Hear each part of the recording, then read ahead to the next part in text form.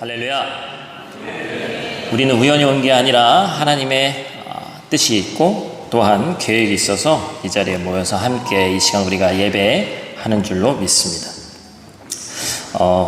한 주간도 이 외국 땅에서 치열하게 살아내시느라 너무나도 고생하셨고, 또 우리 한국에 출타 중인 또 지체들이 많이 있는데 어디에 있든지 예배 자리를 잊지 않고 함께 해주시기를 부탁을 드립니다.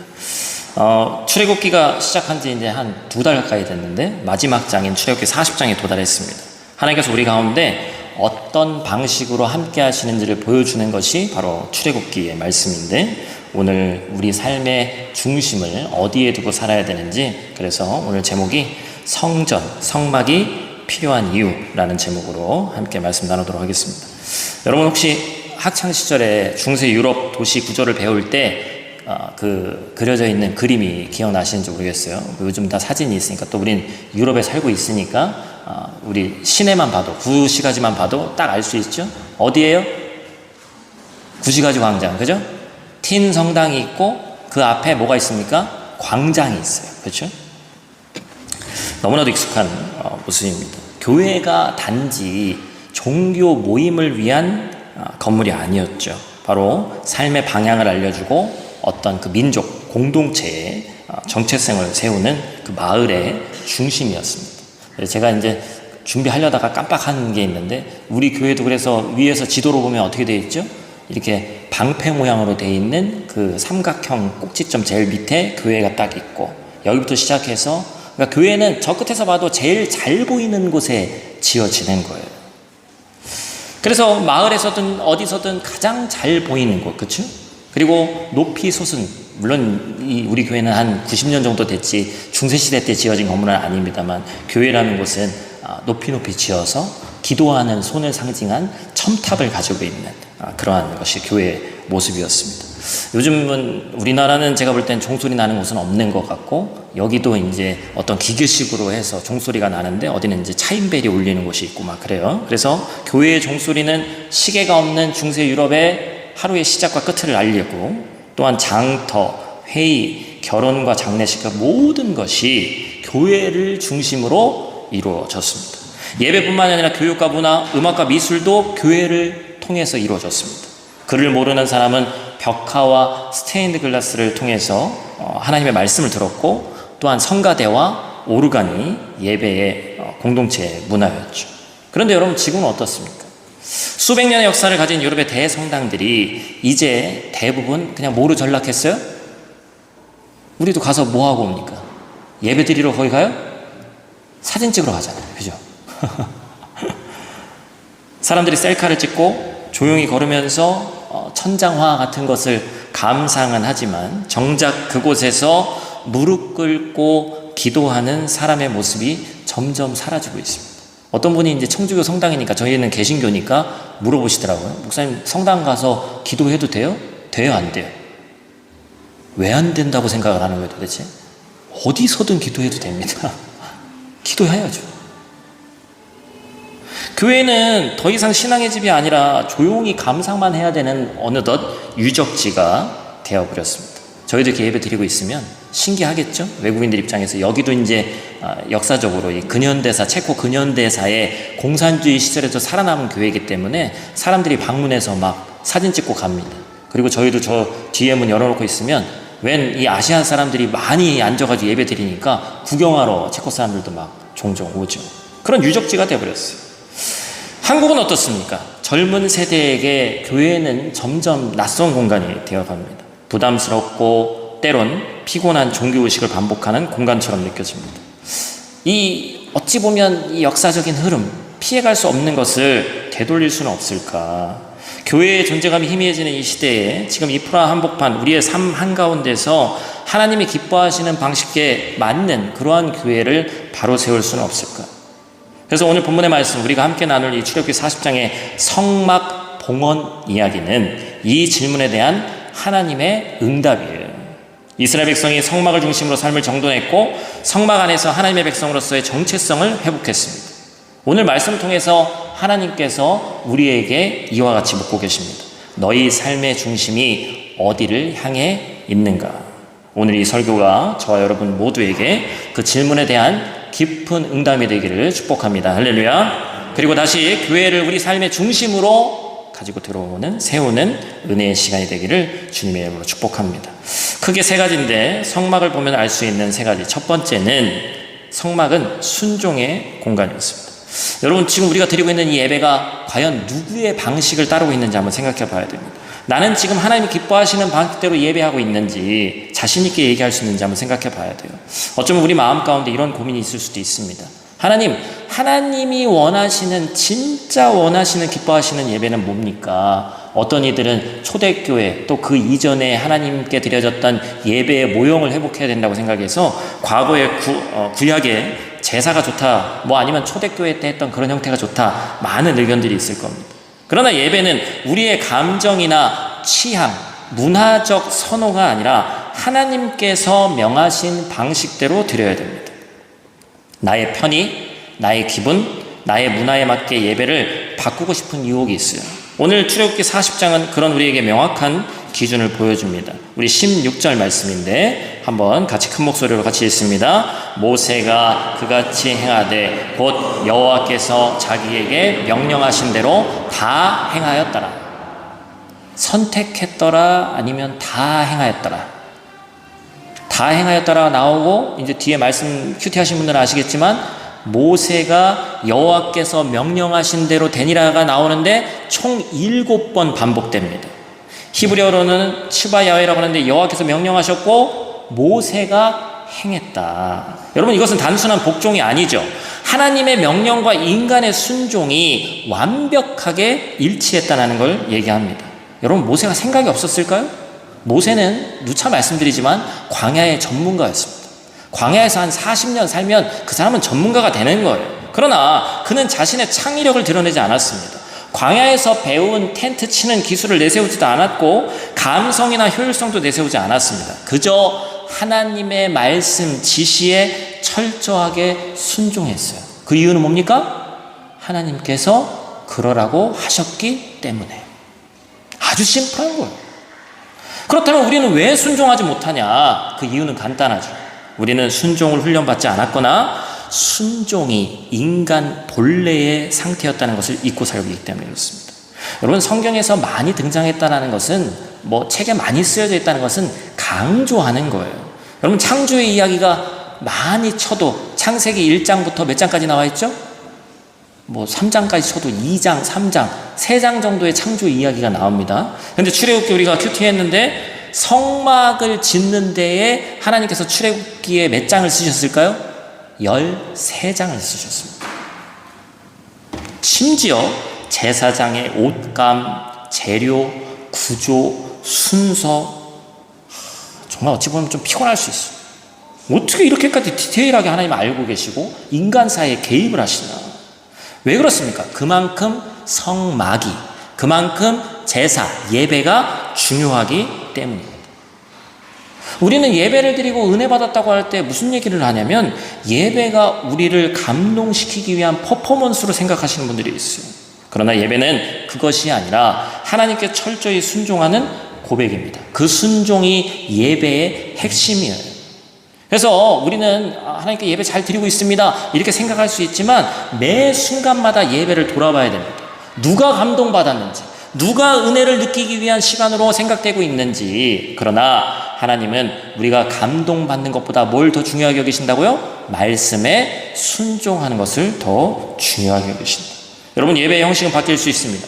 전자악기를 사용하든 파이프 오르간을 사용하든 앉아서 찬양하든 손을 들고 찬양하든 형식은 자유로울 수 있어요. 그러나 본질은 바뀔 수 없습니다. 할렐루야. 우리 지난주도 잠깐 말씀드렸습니다만 교회 내에 일렉 이런 악기들이 들어오는데 어마어마한 세월이 걸렸다고 제가 말씀드렸죠? 처음에 어떤 한 장로님들은 내 눈에 흙이 들어오기 전까지는 절대 그런 일이 있을 수가 없다. 어느덧 지금 이제 우리 예배 드리는데 여기 지금 다 전자거든요? 전자에 관련된 악기나 이런 것들이 사라졌다. 아마 예배에 은혜 받기 쉽지 않을 거예요. 이미 우리의 귀가 거기에 이게 발달되어 있고 거기에 익숙해져 있기 때문에 그렇습니다. 하나님의 말씀에 철저히 순종하느냐 그렇지 않느냐, 그것이 바로 예배의 기준인 줄로 믿습니다. 사랑하는 여러분, 예배가 흔들리면 우리 삶의 중심이 흔들립니다. 교회는 단순한 모임 장소가 아니죠. 하나님의 방식대로 살아가는 훈련을 반복하는 공간, 곧 성막입니다. 성막은 하나님이 임재하시는 자리고 백성들이 하나님의 방식대로 사는 법을 배우는 곳이었습니다. 우리 예배도 마찬가지입니다. 이 공간 안에서 우리는 매 주마다 순종하는 법을 다시 배워야 됩니다. 그리고 흔들리는 삶 속에서 중심을 세워 가야 됩니다. 사랑하는 성도 여러분, 오늘 우리의 예배가 어떤 감정의 표현을 넘어서 하나님의 뜻에 철저하게 순종하는 예배가 되기를 원합니다. 1차적인 것은 내가 원하는 게 있어요. 그것을 가지고 하나님 앞에 나오는 거예요. 그게 잘못된 게 아닙니다. 왜냐하면 우리의 기도 제목과 우리가 원하는 것이 있기 때문에 당연한 거예요. 근데 예배 가운데 진짜 은혜 받았다는 것은 뭘 의미할까요? 하나님의 말씀을 통해서 이 부분까지 순종해야 되는구나를 깨닫는 것이 은혜 받았다는 거예요. 예배 드릴 때 오늘 찬양 너무 좋았어. 목사님 아까 무슨 예화를 들었는데 나한테 와닿았어. 물론 이것도 중요하지만 예배 가운데 내가 생각지도 않은 부분에서 순종하게 되는 것이 은혜 받았다는 증거예요. 할렐루야. 오늘 예배의 자리에서 모든 이 설교의 시간에서 여러분 반드시 하나님이 주시는 은혜 받으시기를 원합니다. 감동받으려면 제가 김창옥 교수 그런 사람들 따라하고 여기 그냥 이거 다 치우고 마이크 잡고 막 돌아다니면서 한 명 한 명 짚으면서 농담하고 하면 돼요. 그러다가 마지막에 감동 포인트 하나 빵 터뜨리면 은혜 받았다고 할 거예요. 그게 아니란 말이에요. 오늘 우리 예배가 우리의 감정을 넘어서야 됩니다. 그리고 우리의 교회가 광야 한복판에서 세워졌던 성막처럼 하나님과의 만남과 순종이 살아있는 거룩한 공간이 되기를 소원합니다. 두 번째로 기억할 것은 성막은 용서의 공간이었습니다. 영화 예고편을 잘 만들어야 요즘에 이제 한국에는 뭘 개봉해서 어떤 게 잘 나가고 있는지 모르겠는데 요즘에 킹 오브 킹스 그거 이제 나와서 우리 수련회 때 그런 거 좀 볼 수 있으면 좋겠다 했는데 이제 그게 여기서 틀 수 있는지 그건 잘 모르겠어요. 그래서 킹 오브 킹스 뭐예요? 별 관심이 없는 거예요, 그죠? 킹 오브 킹스 누굴 얘기하는 거예요? 왕 중에 왕이죠. 예수 그리스도의 그 일대기를 그린 만화예요. 그래서 아이들에게 또 참 좋고 처음 전도하는 분들에게 다가가기 쉬운 옛날에 그 패션 오브 크라이스트도 있습니다만 처음 보는 분들 입장에서는 너무 막 무섭고 그렇죠? 그 살이 찢기는 장면까지 너무 리얼하게 묘사해놨어요. 너무 잘 만든 영화인데 그래서 그거를 만화로 그것도 더군다나 우리나라 자본을 우리나라 사람이 감독이 만들었습니다. 근데 또 한간에는 어떤 이상한 자본이 투입됐네. 여러분 그런 얘기에 좀 휘둘리지 마세요. 본질을 봐야지. 킹 오브 킹스 누굴 위한 얘기예요? 예수 그리스도를 위한 거면 우리가 더 가서 봐주고 그래서 우리나라 기생충보다 미국에서 더 수입이 많다고 그러죠, 그죠? 네? 잘 보시나 보네요. 전 그런 거에 관심이 많으니까 막 괜히 한 번에 더 클릭해보는 거야. 어떻게 이런 만화가 더군다나 예수님에 대한 이야기가 종교를 뛰어넘어서 북미에서 흥행 1등을 할 수 있냐. 그러니까 이 시대에 진짜로 필요한 게 사람들의 엔터테이너적인 어떤 그 쾌감을 주는 것도 필요하지만 진짜 복음의 말씀이 필요한 세대라는 걸 그걸로서 보여주는 거예요. 어떤 사람들은 사탄이 대중문화를 선택했다고 문화가 막 나쁘다고만 얘기합니다. 진짜 그래요? 그렇지 않죠. 문화를 통해서 복음을 전할 수 있고 그것을 어떻게 사용하는지가 중요한 거예요. 여러분 예고편을 통해서 본편이 기대가 되는 겁니다. 그래서 짧은 예고편 안에 영화의 분위기와 감정, 메시지가 농축되어 있는 거예요. 바로 성막이 예고편입니다. 단지 예배 장소가 아니라 장차 오실 예수 그리스도의 사역과 하나님 나라를 미리 보여주는 거룩한 예고 영상이 성막인 거예요. 그래서 성막만 놓고도 우리가 엄청 오랫동안 성경 공부할 수 있는데 제 그림에도 갖고 왔습니다만 오늘은 이 내용을 법궤는 뭐고 물두멍은 뭐고 이거 공부하는 시간은 아니지만 이렇게 여기 나와 있는 총 6개 법궤, 번제단, 물두멍, 진설병상, 등대, 분향단 그리고 마지막 휘장까지 총 7개가 예수 그리스도의 십자가와 중보 임재를 상징하는 거예요. 이 정도 들으셨으면 뭔지 아셔야 돼요. 이제 성막은 본편이 아니라 예고편이라고 했으면 본편은 누구라는 거예요? 예수 그리스도. 구약과 신약은 완벽하게 연결되어 있다. 여러분 놀라운 말씀 아닙니까? 근데 여러분, 이 성막이 지어지기 직전에 계속해서 우리 출애굽기에서 회자되는 말씀 있죠? 무슨 사건이 있었어요? 바로 황금 송아지 사건이 있었습니다. 모세가 산에 올라가 있는 동안 백성들은 불안해졌고 금 송아지를 만듭니다. 이 모양이 우리가 만든 하나님이다. 하나님을 대놓고 거절한 사건, 배신의 절정이라고 제가 말씀드렸습니다. 그때 하나님이 모세에게 말씀하십니다. 이 백성을 다 죽이겠다. 더 이상 이들과 함께하지 않겠다. 너무도 충격적인 선언이었어요. 그런데 참된 지도자인, 중보자인 모세는 자기의 뭘 걸고 기도했다고 그랬죠? 하나님, 나는 생명책에서 지워주셔도 됩니다. 근데 이 백성을 구원해 주십시오. 하나님은 응답하셨습니다. 그래, 좋다. 내가 너희와 함께 하겠다. 너희 가운데 나의 영광이 함께 하겠다. 그래서 세워진 게 보이는 성막인 거예요. 성막은 관계 회복, 예배 회복이 다가 아닙니다. 바로 성막은 뭐의 상징이에요? 용서의 상징입니다. 인간에게 배신당하신 하나님께서 다시 내려온 장면을 통해서 떠나셨던 하나님께서 다시 임재하시는 장면이 그것이 바로 성막이에요. 그래서 어떤 사람은 이렇게 얘기합니다. 용서는 창조와 같다. 왜냐하면 창조는 무에서부터 질서를 세우는 하나님의 능력인데, 용서는 죄의 폐허 위에서 새 삶을 세우는 창조의 반복이기 때문에 그렇습니다. 모든 것이 무너진 자리에서 다시 삶이 피어나는 것, 그것이 바로 하나님의 용서입니다. 출애굽기에서 참 많은 하나님의 은혜를 느끼는 순간이 있지만, 저는 오늘 이 장면이 그 은혜의 정점에 서 있는 장면이라고 생각을 해요. 바로 어떤 장면입니까? 하나님을 배신했던, 황금 송아지를 만들었던 더러웠던 그 손이 하나님이 거하실 거룩한 성막을 짓는 손으로 바뀐 사건입니다. 무엇 때문에 바뀌었어요? 하나님의 위대한 용서 때문에 바뀌었어요. 그래서 여러분, 우리가 이 교회에 들어올 때 단지 어떤 건물 안으로 들어오는 것이 아닙니다. 용서의 자리로 들어오는 거예요. 하나님의 창조가 다시 시작되는 자리로 들어오는 것입니다. 성막이 예고편이었다면 교회 예수 그리스도는 본편입니다. 세상은 교회를 보면서 회복과 사랑의 하나님 나라를 기대합니다.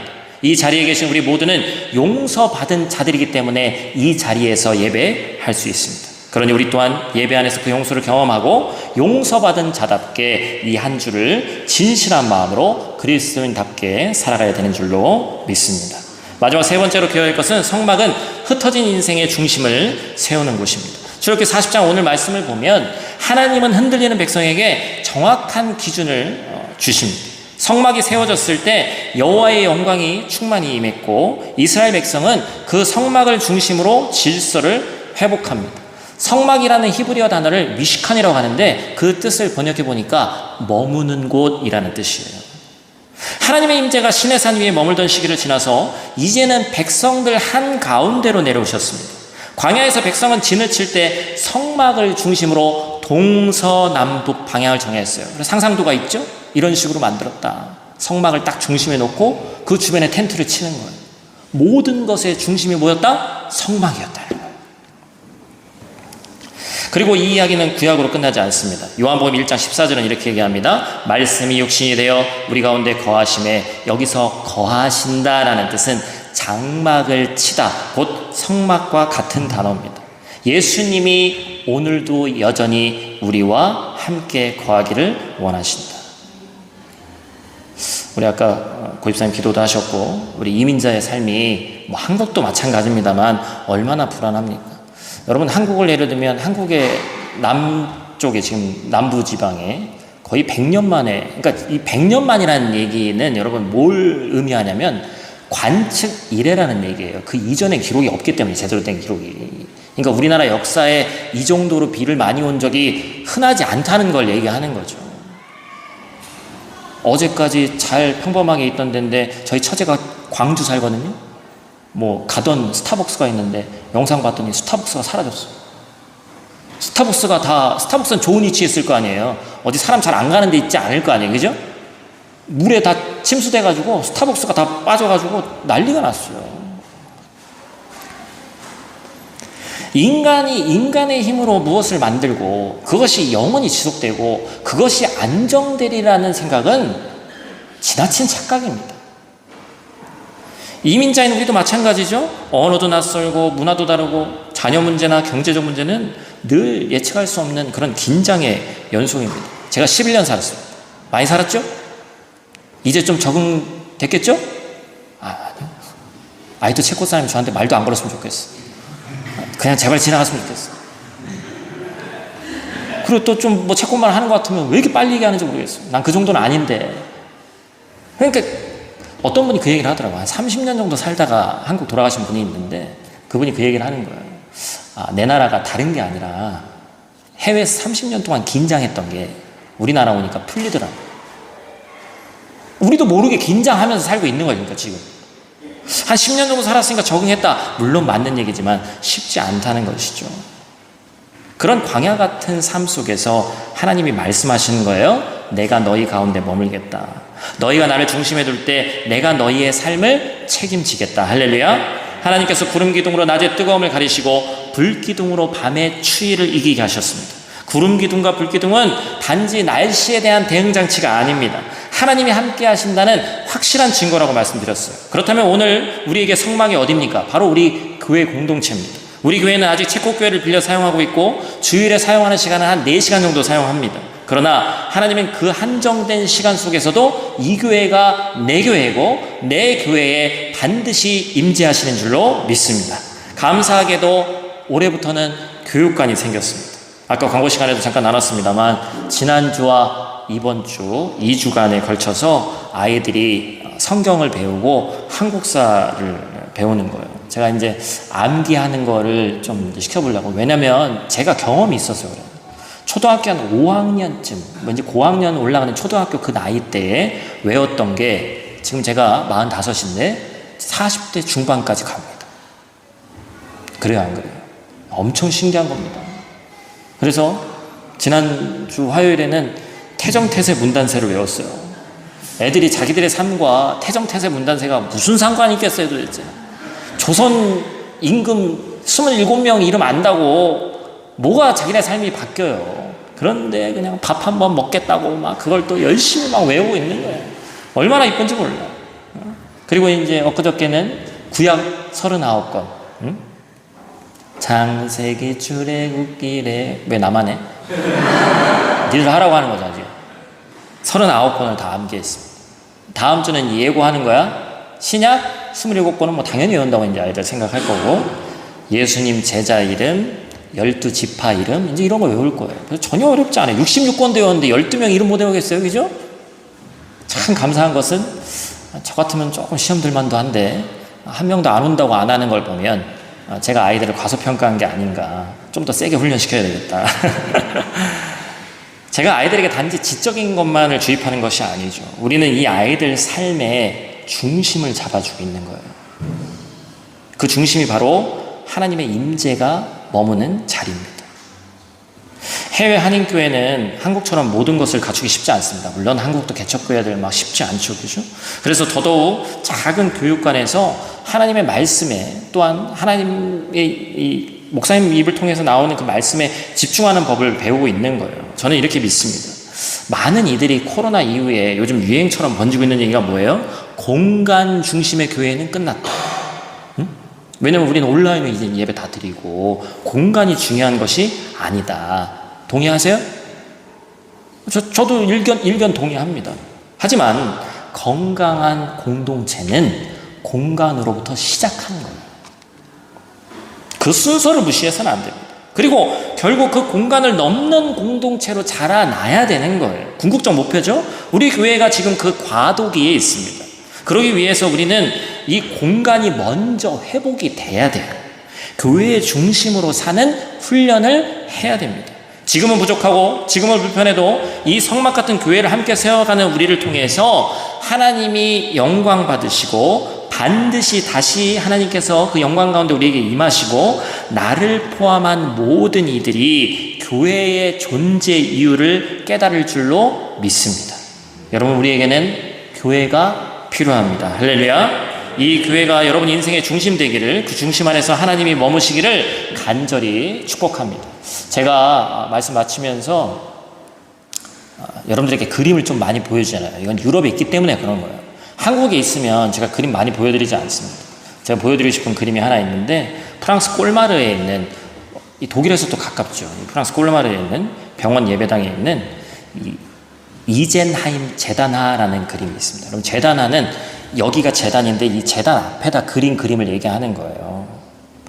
이 재단하가 그림 속에서 예수님의 모습이 나오는데, 우리가 익숙한 십자가 장면보다 훨씬 더 고통스럽습니다. 이거 좀 제가 확대한 그림이 있는데, 자세히 잘 보면 온몸에 예수님께서 종기와 상처가 가득하고 살이 갈라지고 피가 흐릅니다.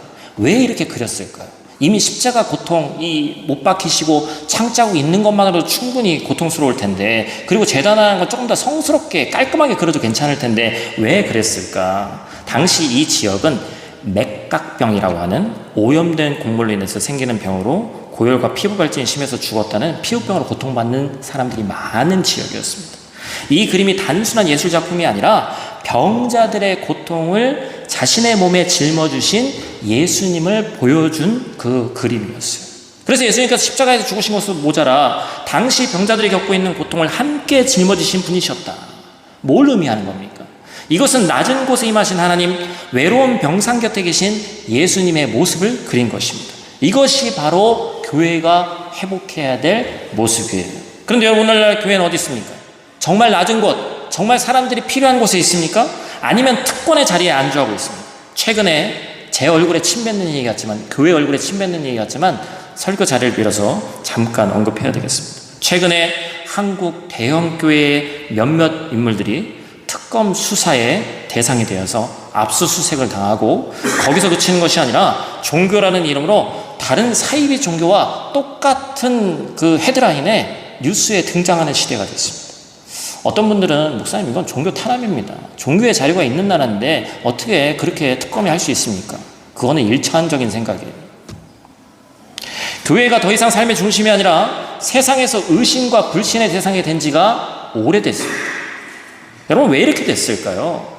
교회가 낮은 곳을 보지 못하고 고통의 자리에 임하지 못했기 때문에 그렇습니다. 저는 그 자리에 불러주지도 않지만, 지금 특검 수사 받고 있는 그런 교회의 대표적인 목사님들은 다 국가 조찬기도회라고 해서 대통령이 부르는, 국무총리가 부르는 자리에 가서, 죄송하지만 그 자리에 어느 정도 취하신 분들입니다. 어느덧 기득권과 정치, 영향력만 추구했기 때문에 오늘날 교회의 모습이 그렇게 됐어요. 우리는 이 현실 앞에 회개해야 됩니다. 예수님은 높은 자리를 단 한 번도 원하신 적이 없습니다. 주님은 낮은 자리, 병자들의 자리에 오신 분이셨습니다. 교회는 더 높아지려는 공동체가 아니라 더 낮아지기 위해서 부름받은 공동체인 줄로 믿습니다. 출애굽기의 성막은 광야 한가운데 혼돈과 고통의 중심 가운데 세워졌습니다. 그리고 그들의 삶의 중심을 잡았습니다. 오늘날 우리 교회도 마찬가지입니다. 교회는 이민자인 우리 인생의 한복판에 자녀들의 혼란스러운 중심에, 외로운 삶의 중심에 세워져야 합니다. 사랑하는 성도 여러분, 우리의 삶이 광야처럼 흔들리고 있어도 하나님은 그 가운데 임재하시고 인도하시는 줄로 믿습니다. 우리가 무너질 때 예수 그리스도의 회복의 손길이 더욱더 선명하게 피어나는 것입니다. 하나님은 지금도 여전히 낮은 곳에 계십니다. 병상 곁에, 고통의 현장에, 외로움의 끝자락에, 그리고 그 낮은 자리에 교회가 함께 있을 때 그 자리가 곧 성막이 되는 거예요. 그곳이 어디든 하나님이 임재하시는 하나님 나라가 되는 것입니다. 사랑하는 성도 여러분, 우리가 낮아질 때 하나님의 영광은 다시 출애굽기 40장에서처럼 성막 위에 충만히 임하실 줄로 믿습니다. 그리고 많은 사람들이, 더군다나 믿지 않는 사람들이 성전이 필요한 이유에 대해서 깨닫게 될 줄로 믿습니다. 교회는 낮게, 더 낮은 곳으로 가야 합니다.